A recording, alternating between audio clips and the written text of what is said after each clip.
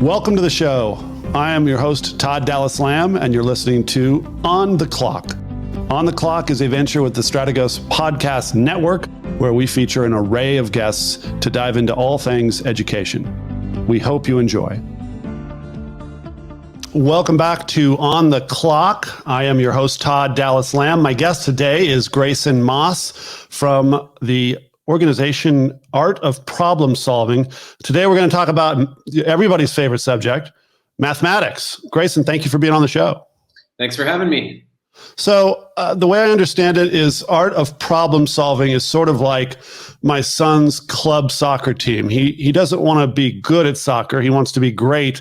And so he spends a lot of hours with professional coaching to make him better. Is that basically what Art of Problem Solving does for math students? I would say so. In a nutshell, we develop educational resources for eager and motivated math students. Variety of ways that we do this. We have our own textbooks that we write and distribute. We have a growing and thriving online school. We have a network of in-person learning centers. We have 10 right now. I can talk more about that a little later. And then we also have a constellation of online applications, educational software, you name it. How did you get started? You obviously had to have a passion for this yourself.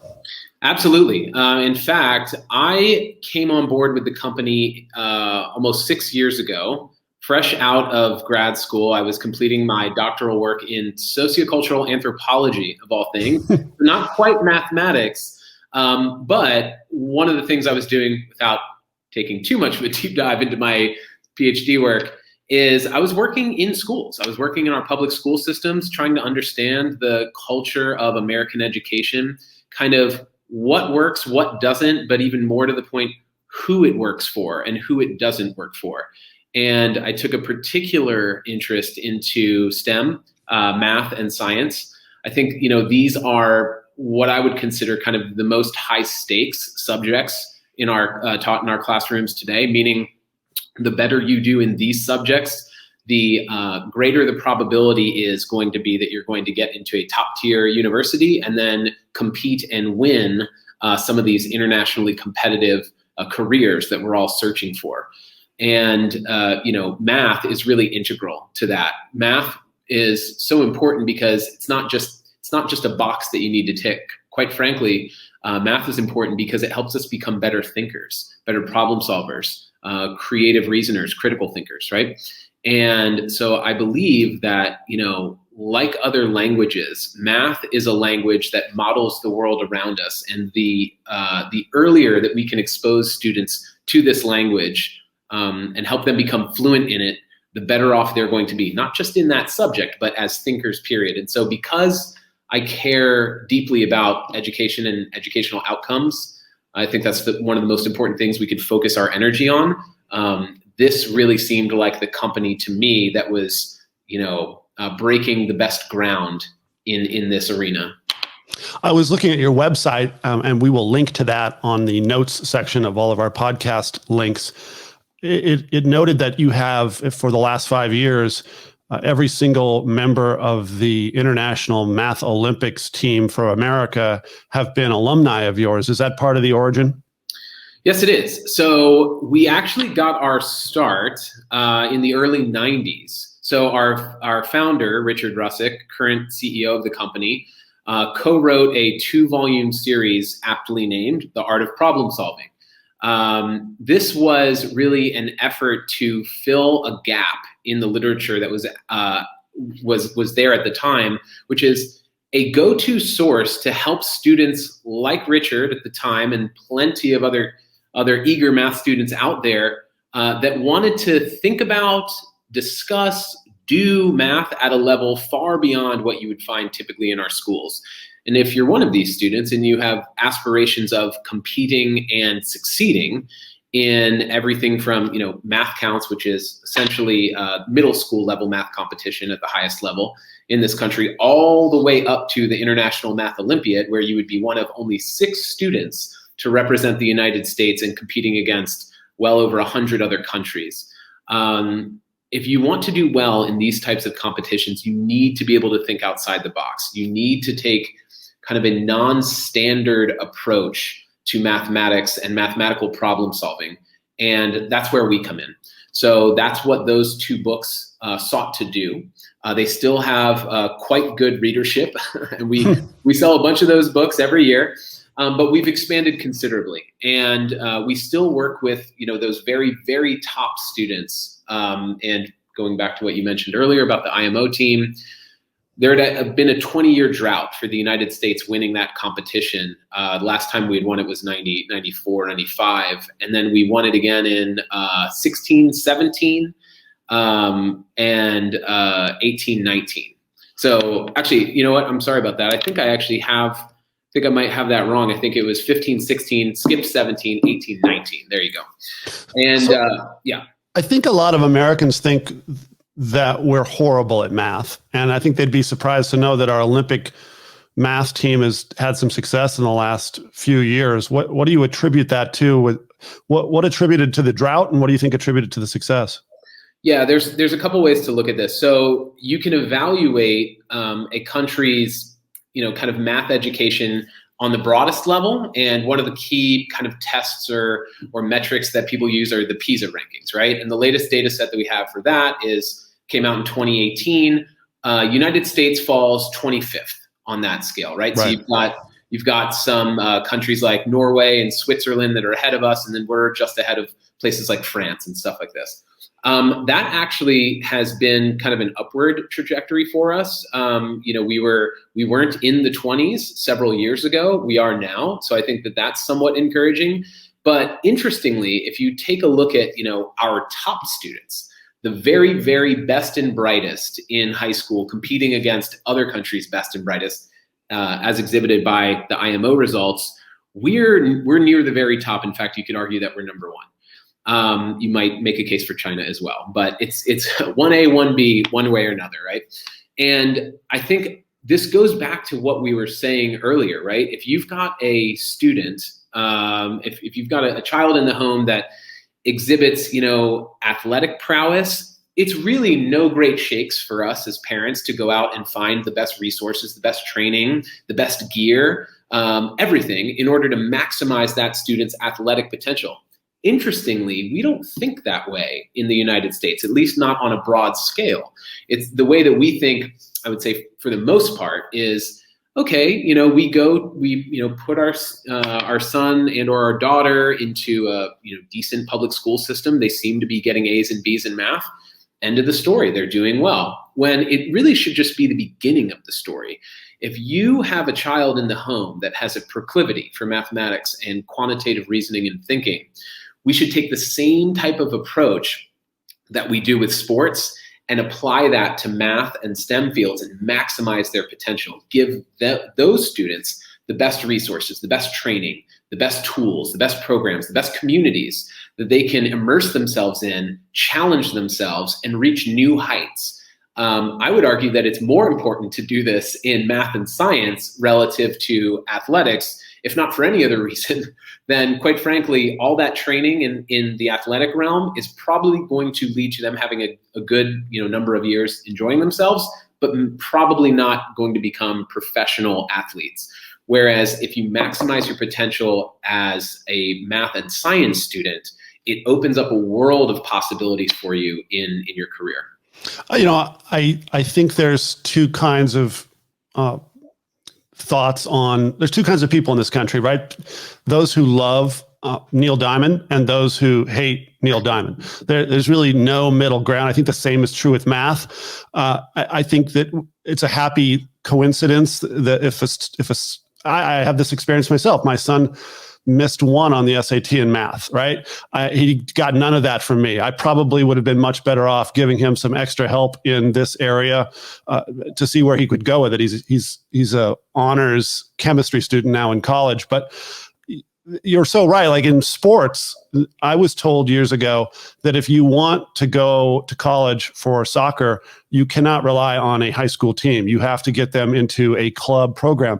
And we've known that about other sports. And I was thinking through it before the show. like if you wanted to play tennis at a high level, you don't even go to a real school. You go to a academy, and you spend most of your time playing tennis, and you do online schooling. And then I started thinking, well, maybe football would be the exception, that most kids can learn football. But I follow college football quite a bit, and the great players all get special training outside of even their high school, which spends. We just did an interview with the state championship superintendent for a school that won the whole thing in Texas, which is a pretty good football state. I guarantee all those players went out of their way to get into that school, but they all did separate training. And I think that is a mindset that Americans really don't have when it comes to the basics of education. That's right. And you see this kind of, bear itself out in many different spaces. Think about walking into almost any high school, right? You're going to see trophy cases of that school's accomplishments. What are we choosing to kind of highlight here, right? You're going to see a lot of the sports trophies. You're going to see banners, individual awards, team awards, these kinds of things, basketball, football, volleyball, soccer, whatever it is, right? And don't get me wrong, athletics is very important. I myself, played multiple sports growing up. I'm still a big sports fan myself. However, it needs to be said that if we're going to be, privileging the skills that students need and promoting those skills that they need to do well after they get out of these schools, then focusing more on STEM would be the wise way to go.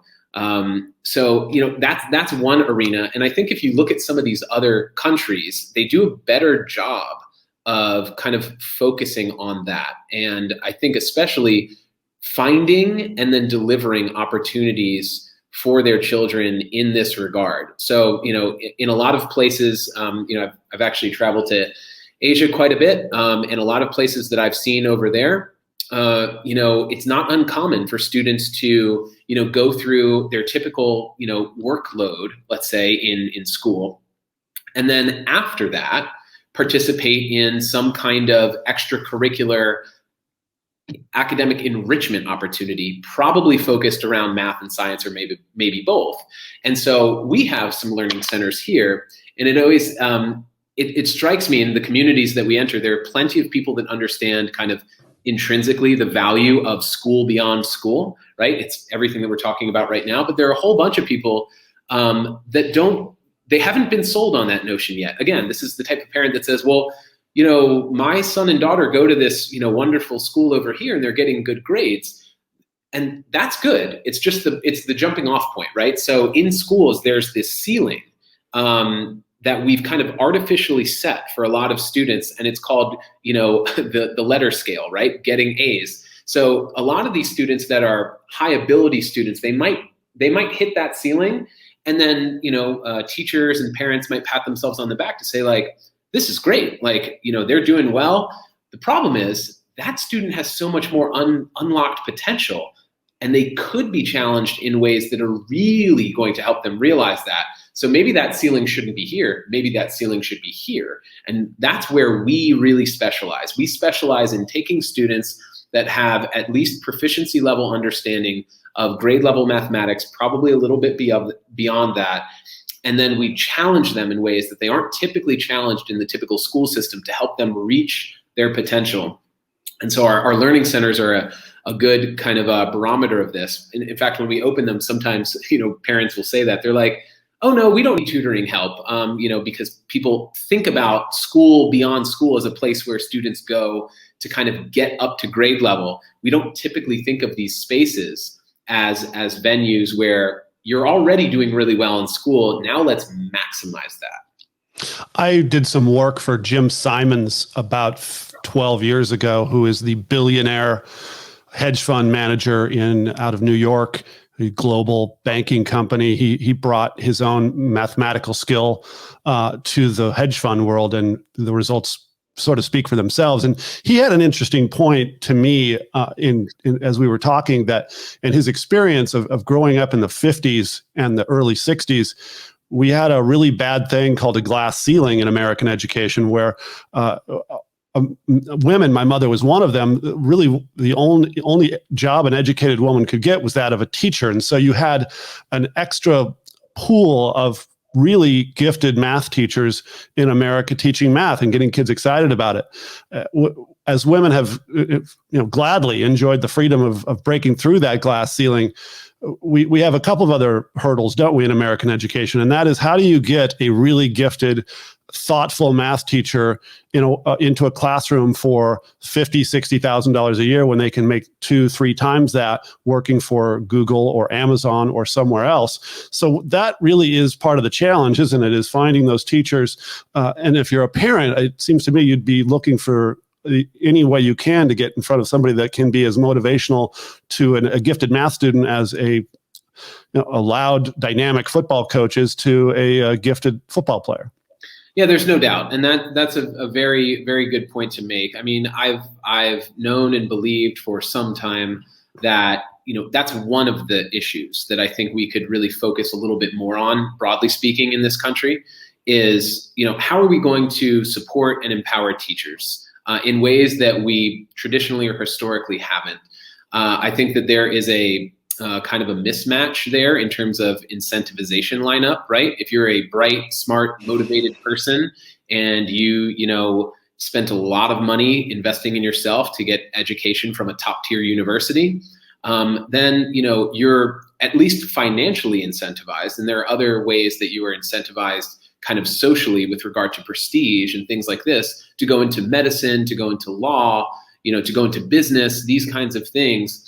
And so what that leaves is kind of this a dearth of talent in some places in terms of incentivizing people to go into teaching, right? Because it is hard work, and oftentimes you don't get all of the full complement of thanks that is probably due. So one of the ways that we feel that we're really kind of helping is by partnering with schools. So we don't look at what we do as being kind of a challenge to schools as they presently exist.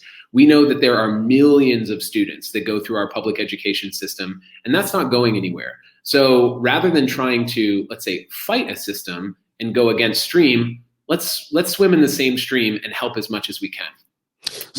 Yes, please go for it. Well, I was just going to say, this is traditionally higher mathematic education has really been rather elite, hasn't it, over the history of the country? And it sounds like you guys are trying to democratize higher level mathematic thinking and problem solving. That's right. And you're exactly right. It's historically been the case that these kinds of opportunities are really relegated to few, and we want to do our part in making sure that they are accessible to really all students. We do this in a number of ways. One of the ways that we do this is by creating a diversity of kind of programs, of experiences, of ways of engaging with us. Everything from, you can go to Art of Problem Solving right now and play around with a lot of our free resources and tools as a way to just kind of get your feet wet, to full scale year-long courses that you could take in our academies, and then everything in between. Now, in terms of like students that we're serving, one of our programs that we're extremely proud of is BEAM. It's an acronym that stands for Bridge to Enter Advanced Mathematics. So we have a robust nonprofit arm called the Art of Problem Solving Initiative, and our flagship program under that is BEAM. BEAM actually got its start in inner city New York, working with school systems, where we wanted to identify the students whom we believed would really benefit from taking our courses, engaging in our materials and resources, this kind of thing. But these students would not have typically been able to have access to the opportunities that we provide, whether it's for financial reasons or other reasons. And so it's very important for us to seek out these students where they are, go to them, find them, and then provide for them the kinds of opportunities that, for instance, their affluent peers can enjoy, which actually helps to set them apart in terms of their educational outcomes. We want to provide those kinds of outcomes for everyone. You said you had 10 centers. Give me a quick snapshot on where you're located around the country. Yeah, so we've got some on both coasts and we've got a few in the middle. So California, I'm talking to you right now from DC. So we've got one in Virginia, one in Maryland, we've got a center in Texas, We've got, just opened our most recent center in Lexington in Massachusetts. And then we have a center in Bellevue, right outside Seattle.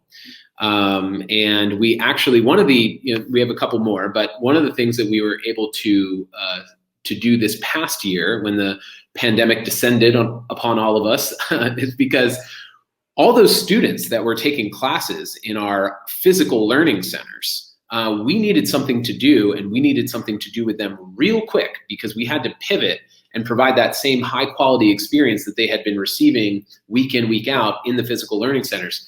Thankfully for us, we had been thinking deeply about quality online education and what quality outcomes look like for years. I would argue years, years before others were even starting to dive into the space.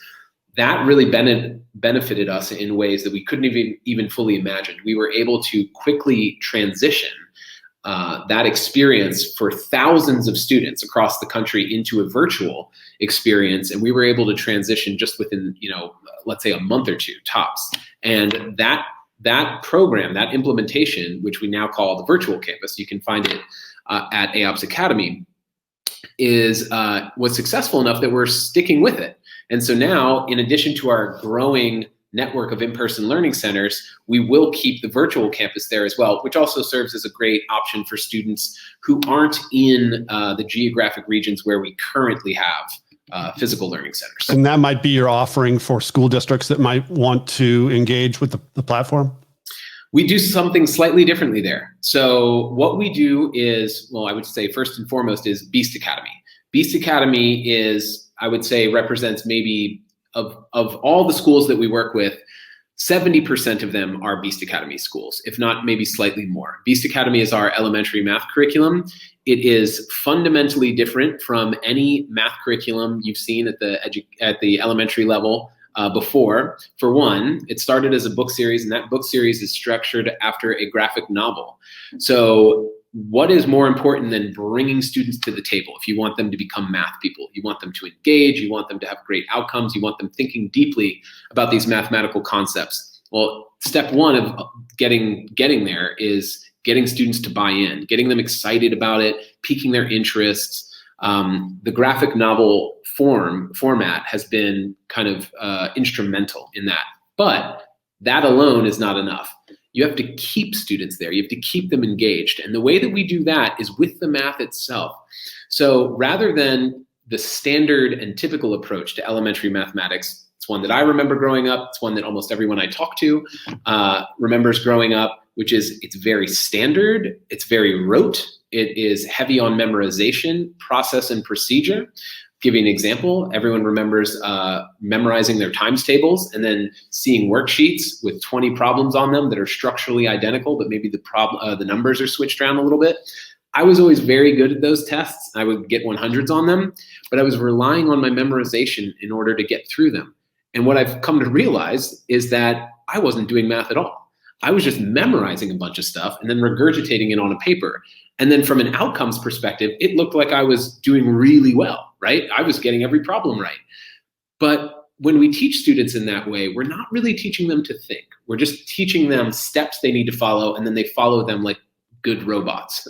And so the thing that we really want to capitalize and what we want to provide for students is problem-solving skills, outside the box thinking, critical thinking. And so what you'll find in all of the lessons that we've created, all of the problems that we've created in our curricula, starting with Beast Academy at the elementary level and then all the way through your Art of Problem Solving material, which goes through calculus, is that there is a very intentional and deep focus on problem solving. So we have thought-provoking problems with non-intuitively obvious paths to an answer, which students, when they first see them, it might be a little bit jarring, but that in and of itself is an indicator that they're doing the good stuff. Because when you're challenged, when it's not entirely obvious as to how to solve a problem, you have to really apply yourself and you have to use your critical thinking. And the earlier students do that, the better they're going to be. I've heard it a million times that the easiest way to learn a foreign language is to do it when you're young, because for all manner of reasons, the brain is able to absorb that information at a younger age easier than if you're, say, 55 and wanted to learn a new language. I imagine the same has to be true for mathematics as well. And that's why you have a huge focus on that elementary piece. That's exactly right. In fact, I actually use that analogy quite a bit. Math is a language itself, right? It's a language that models the world around us. And just like any language, the earlier that you're exposed to it, the more, frequently that you have been instructed to grapple with it, the better off you're going to be. You're precisely right. That is why we're, from an institutional engagement perspective, working with schools, Beast Academy is really our big ticket right now. We believe that is not only an opportunity to provide for students quite frankly, the math curriculum we wish we had when we were kids, but the students that are exposed to this kind of thinking from a very early age that stick with it and then keep going, their outcomes are through the roof. They're able to do things that they otherwise wouldn't have been able to do, not only mathematically, but we see, and from all the conversations we have with our partner schools, that their students, when going through Beast Academy, they're not just better at math, they're better in their science classes, they're better readers, right? They're just becoming stronger thinkers, period. And in so many ways, that's actually what we say we're doing. So we are called the art of problem solving. And one thing that we like to say, which is somewhat tongue-in-cheek, but there's also a modicum of truth to this, is that we're not even necessarily teaching math, we're teaching problem solving, we're just doing it through math. A friend of mine was driving from Kentucky this last week to Connecticut, and he and I were on the phone, and he was lamenting the fact that he used to take long drives with his family, and part of the fun was reading the map and figuring out the best route and where should we stop. And now we only focus on the next turn or next exit through whatever device we're using to take a long drive. And then I commented on the fact that when I was a kid, I probably had memorized about 100 phone numbers, individual places where my mom and dad would go. Hint, it was the Moose Lodge, and then a golf course that I would play on, or the school to get a hold of my mom. And now if I had to really think through all the phone numbers I know currently, not the old ones, but the ones I have right now, I'd be embarrassed to tell you that I don't know more than 3 or 4. And my question for you on that is, have we lost something in that type of natural problem solving? Has technology made us dumber in some ways? Or conversely, would you take the opposite view that perhaps it frees our mind up to be even more creative and more thoughtful and focus on other areas? And that sort of gets to automation. Like what are your concerns about math when in a world where robots are doing all the work for us? Yeah, great question. I love that one. So let me go back to, when we do what are called barnstorming tours of sorts when we're opening up new campuses in different, places around the world. And we'll reach out to some venues, namely it might be schools that we have a good relationship with. They'll help get the word out. And then what we'll do is we'll end up speaking to an auditorium of, maybe 200 or 300 parents, teachers, administrators, sometimes students. And when we get to that point in our speeches where we're saying, hey, this is the world that we live in now. This is why this type of education and these types of programs are so beneficial, because they help you think outside the box. You're not recapitulating these, tried and true patterns that are going to become automated. We'll survey the room and we'll say, hey, parents, how many of you, by show of hands, in your careers are given problems every day, and 98% of the time or more, you know exactly how to solve it, you know how to solve it quickly, and you can do it right away, and it'll be the same solution every time. We don't see one hand go up. And we say, that's good. Because if we did see a hand go up, we tell you to get your resume ready. A robot's coming for that job. Anything that can be just hammered out, anything that can lend itself to automation. And we see this, in every industry. Robots are coming for these jobs, right? And so what's left for people? Well, spoiler alert, there's a lot left for us. But the one thing that is going to be beneficial, no matter what venue, what area of work you find yourself, is the ability to be a problem solver. And what that means to me is you're you're encountering an obstacle. It could be a problem. It could be something within work. It could be a puzzle. It could be anything, right? But it's something that requires a solution. And it's not immediately obvious as to where to start or the path that you would take in order to get there. So it requires all of the skills that we're developing in students, the critical thinking, the outside the box thinking, logic, deductive and inductive reasoning, all of these keys that are going to make you a confident thinker and problem solver, regardless of what that problem is. That's what we want to build in our students. We don't want to just, say, okay, we're going to help you do better on math tests. We're going to help make sure that your teachers can check boxes that, pertain to Common Core state standards and things like this. And don't get me wrong, foundational conceptual knowledge is always important, but what do we do past that, right? Like, how are we going to set ourselves apart as human beings? The thing that we have in spades is this brain up here. This is what sets us apart from any other living entity on this planet. And our ability to really critically problem solve is second to none. And so I'm not too worried about what the world looks like as long in 10 years, 20 years, 50 years, as long as we're providing our children today with the skills they need in order to confidently step into that world, regardless of what it looks like. Well, I mean, I meet a lot of parents on sidelines whose college plan is basically getting their kid as good at some sport as they possibly can, and then hoping for A's and B's and a good test score. If you want your kid to go to a great college, I would strongly suggest they knock on the door of Art of Problem Solving. We are going to link to your site, Grayson, and we'll find a way to link to you if people have questions. I can't thank you enough for being on our show. We didn't even get into popular culture because this is such a fascinating topic, but I really would love to have you on next time. And maybe if we see an implementation that you're doing in one of our larger cities around the country, I'd love to dive into what you're doing there as you bring equity to mathematics in this country. Absolutely. It's been a pleasure. Thanks for having me. Thank you very much. If you want to learn more about the show, please visit www.strategosgroup.com. Please consider subscribing on your podcast streaming platform so you don't miss out on our next episode. And until next time, I'm Todd Dallas Lamb, signing off.